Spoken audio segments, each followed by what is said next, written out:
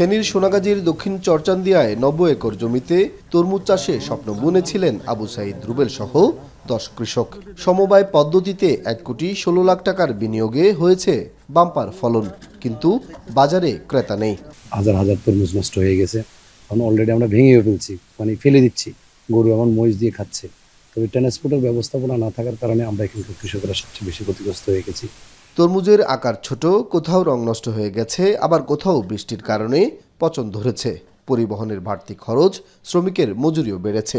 বৃষ্টির কারণে আমাদের তরমুজগুলা নষ্ট হয়ে গেছে, বাজার করতে পারছি না। আর দ্বিতীয়ত কথা হচ্ছে সিন্ডিকেটের কারণে গাড়ি ঘোড়া আসতেছে না, আমরা অনেক ভুক্তভোগী ভাবে বুঝতেছি। বৃষ্টি লোক শিল্প ছিল ওই বৃষ্টির কারণে, শীতের কারণে সব তরমুজ নষ্ট হয়ে গেছে। স্থানীয় কৃষকরা বলছেন, চরে তরমুজ সহ নানা ধরনের ফসল ফলান তারা। কোনো হিমাগার না থাকায় ক্ষতিগ্রস্ত হতে হয় তাদের। চাইলে 2 দিন 3 দিন এখানে রাখতে পারছি না, মাল পৌঁছে যাচ্ছে। কৃষকের এই ক্ষতির বিষয়ে অবগত আছেন বলে কৃষি সম্প্রসারণ অধিদপ্তরের এই কর্মকর্তা জানান, প্রাকৃতিক দুর্যোগের কারণে কিছুটা ক্ষতিগ্রস্ত হয়, পরবর্তীতে আমরা সেটা রিকভারি করি।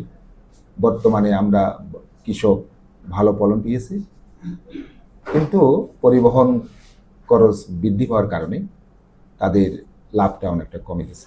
গত বছর ৭৭৪ হেক্টর জমিতে তরমুজ চাষ হলেও এবার তা বেড়ে দাঁড়িয়েছে ১,২৯৯ হেক্টরে। কৃষকের কষ্টের ফসল চরের এই তরমুজ। কথা ছিল শ্রমদামের পর মুখে হাসি ফিরবে, কিন্তু হয়েছে উল্টোটা। কৃষকের কপালে এখন চিন্তার ভাঁজ।